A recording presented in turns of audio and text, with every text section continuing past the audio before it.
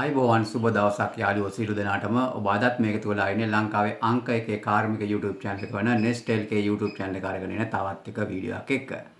ඉතින් ඉන්වර්ටර් සහ solar power system ගැන වැඩිපුර කතා කරන යුගයක තමයි අපි අද ඉන්නේ. ඉතින් රටේ පවතින පවර් කට් එකත් එක්ක බොහෝ දෙනෙක්ගේ ලොකු උනන්දුවක් තියෙනවා මේ සෝලාර් පවර් සිස්ටම් වැඩ කරන විදිය සහ ඒවා හදාගන්න විදිය ගැන දැනුම ලබා ගන්න. ඉතින් මම අද ඔබට ඉදිරිපත් කරන්නේ AC සහ DC solar power system එකක් හදාගන්න විදිය.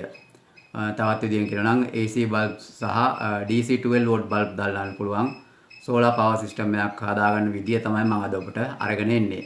ඉතින් මම මීට කලින් වීඩියෝ එකක් ඔයගොල්ලන්ට අරගෙන ආවා solar power system එකකින් phone charge කරන්න, ඒ කියන්නේ phone charger එක, ඒ වගේම wifi router එක වැඩ කරන විදිය. ඉතින් ඔයගොල්ලන්ට ඒ වීඩියෝ එකත් බලන්න. එතකොට ඔයගොල්ලන්ට ලොකු දැනුමක් ගන්න පුළුවන් මේ වීඩියෝ එක සඳහා. ඉතින් පහළ ඩිස්ක්‍රිප්ෂන් එකේ මම ඒ ලින්ක් එකක් දාලා තියෙනවා. එතකොට ඔයගොල්ලන්ට එතනින් ඒ දැනුම ලබා ගැනීමේ හැකියාව තියෙනවා. ඉතින් මේ සෝලාර් පවර් සිස්ටම් එක හදලා මම ඔයගොල්ලන්ට ඔපරේට් කරලා පෙන්නනවා. ඉතින් ඔබ තාමත් අපගේ YouTube channel එක subscribe කරලා නම් පහළ subscribe button එක press කරලා subscribe කරලා තියාගන්න. ඒ වගේම අපි අලුතෙන්ම දාන වීඩියෝස් වල notification එකෙන් නාගෙනට පහළ bell icon එක click කරලා තියාගන්න. අපි එහෙනම් යමු වීඩියෝ එකට.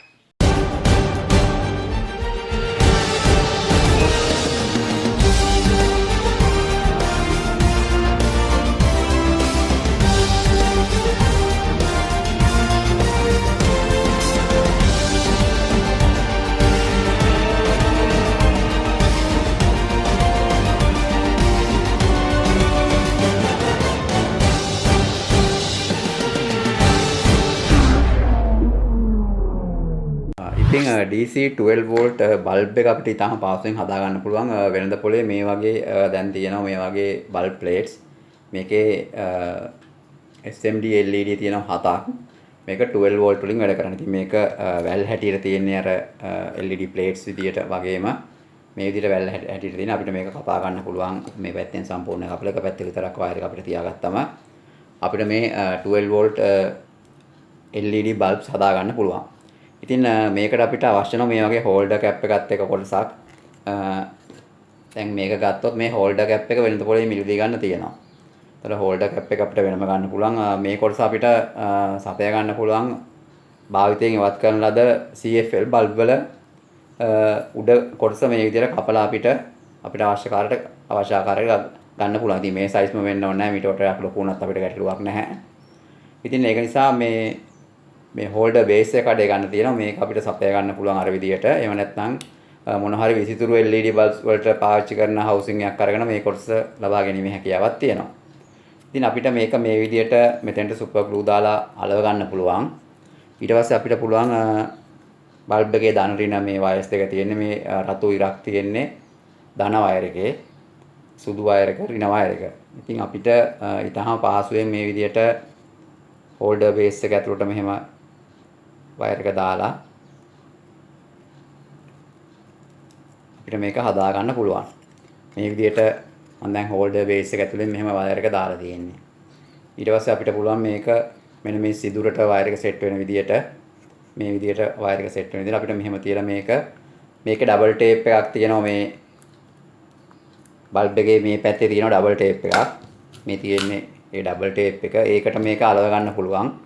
අලව ගත්තට පස්සේ අපිට අන්තිමට පුළුවන් වටේට ග්ලූ ගන් එකෙන් ගම් දාලා මේක අලව ගන්න. එහෙම නැත්නම් වෙන ගම් වර්ගයකින් මේක තවත් හොඳට මේක අලව ගැනීමේ හැකියාව තියෙනවා. ඉතින් මේ විදිහට අපිට බල්බ් එක කම්ප්ලීට් කරන්න පුළුවන්. අපිට ඊට පස්සේ මෙතන මේ වයර්ස් දෙක මේ තියෙන්නේ. අපිට මෙතෙන්ට මෙන්න මේ විදිහට මේ පින් එකක් අපිට ලැබෙන හෝල්ඩර් බේස් එකත් එක්ක මේ පින් දෙක අපිට ගහ ගන්න පුළුවන්. මම දැන් ඒක ගහ ගන්නම් මේකට. මම මේ විදිහට වයර්ස් දෙකට පින් දෙක ගහගත්තා. දැන් මේක අපිට කම්ප්ලීට් බල්බ් එකක් විතර භාවිතා කරන්න පුළුවන්. අපි හෝල්ඩර් එකකට මේක දාන්න පුළුවන්. ඉතින් හෝල්ඩර් එකට දානකොට මේක දැන් බල්බ් එකේ මෙතන ධන ඍණ තියෙනවා.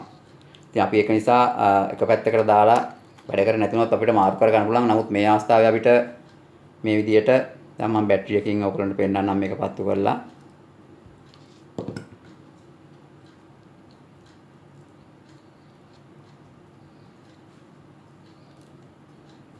ඔබට පේනවා එළිය කොහොමද කියලා.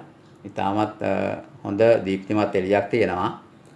ඉතින් මේ විදිහට අපිට බල්බ්ස් 5ක් 6ක් උනත් ඉවරලා හදලා අපිට සෝලාර් සිස්ටම් එකක් භාවිත කරන්න පුළුවන්. මොකද බොහොම අඩු විදුලියක් තමයි මේකට වැය වෙන්නේ.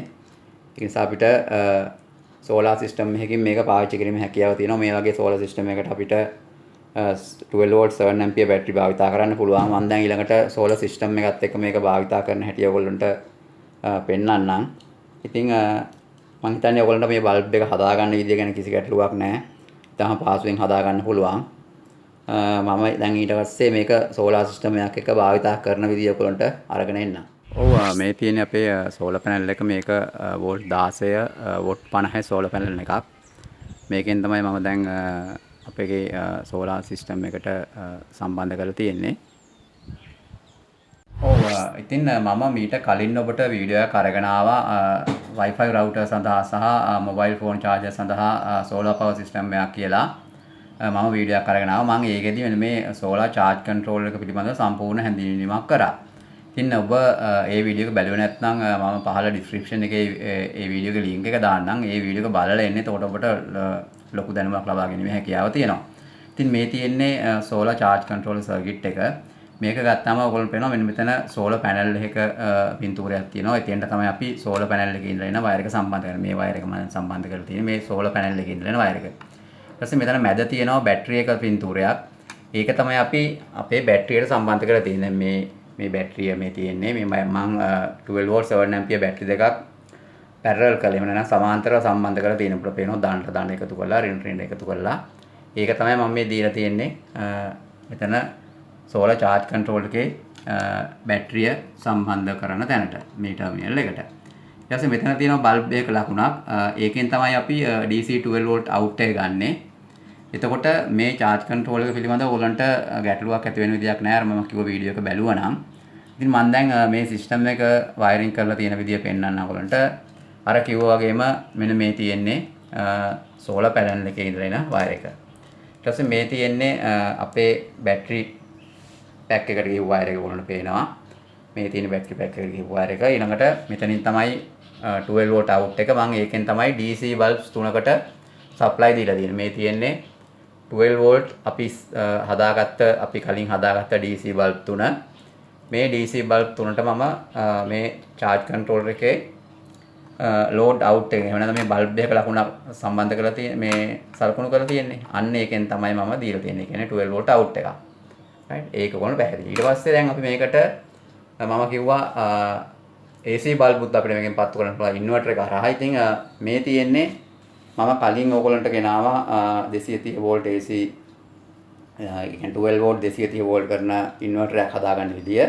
ඒ ඉන්වර්ටර් එකම තමයි මේ තියෙන්නේ. ඉතින් ඒකේ ඉන්වර්ටර් එකටත් මම මේ බැටරි පැක් එකෙන්ම තමයි කරන්ට් එක දීලා තියෙන්නේ. මේ තියෙන 12 volt ඉන් කරන ටර්මිනල් දෙක මම මේ විදියට ඒකත් සම්බන්ධ කරලා තියෙනවා. ඊට පස්සේ මම මෙතනින් ප්ලග් එකක් දාලා ඔයගොල්ලන්ට පේනවා. මේ කනෙක්ටර්ස් දාලා මම බල්බ් තුනක් සම්බන්ධ මේ 230 volt බල්බ් තමයි මේ තියෙන්නේ. එතකොට අපිට මේ solar power system එකෙන් DC බල්බ් පත්තු කරන්නත් පුළුවන්. ඒ වගේම AC බල්බ් පත්තු කරන්නත් පුළුවන්. මම දැන් මේක ක්‍රියාත්මක කරලා පෙන්නනවා. මම ඉස්සෙල්ලාම ඔයගොල්ලන්ට DC බල්බ් ටික දාලා පෙන්නන්නම්. charge controller එකේ ස්විච් එකක් තියෙනවා. මේ ස්විච් එක දැම්මම DC බල්බ් ටික පත්තු වෙනවා. දැන් පේන්නේ නැති DC බල්බ් පත්තු වෙනවා. මම මේ බල්බ් අනිත් පැත්තට හරවන්නම්. මොකද කැමරා එකට අපිට හරියට පැහැදිලි නැති නිසා. ඉතින් ඔබට පේනවා DC බල්බ් තුනම දැන් පත්තු වෙලා තියෙන්නේ. ඊට පස්සේ මම දැන් ඉන්වර්ටර් එක ඕන් කරන්නම්. එතකොට ඔයගොල්ලන්ට පුළුවන් 230 volt බල්බ් තුන පත්තු වෙන විදිය බලන්න. ඔයගොල්ලන්ට පේනවා මම දැන් ඒ බල්බ් තුනත් පත්තු කරා. ඉතින් ඔයගොල්ලන්ට පේනවා ඇති දැන් බල්බ් 6ම පත්තු වෙනවා. තුනක් DC 12 volt බල්බ් අනිත් තුන AC 230 volt බල්බ්. ඉතින් AC 230 volt බල්බ් තුන ඉන්වර්ටර් එක හරහා වැඩ කරන්නේ. ඔයගොල්ලන්ට පේනවා ඉන්වර්ටර් එක වැඩ කරන විදිය. මේ තියෙන 230 volt out ඉන්ඩිකේටර් එක, මේ තියෙන 12 volt in ඉන්ඩිකේටර් එක, ෆෑන් එක වැඩ කරන හැටි මේ අපේ මම කලින් ගෙනාව වීඩියෝ එකේ ඉන්වර්ටර් එකම තමයි.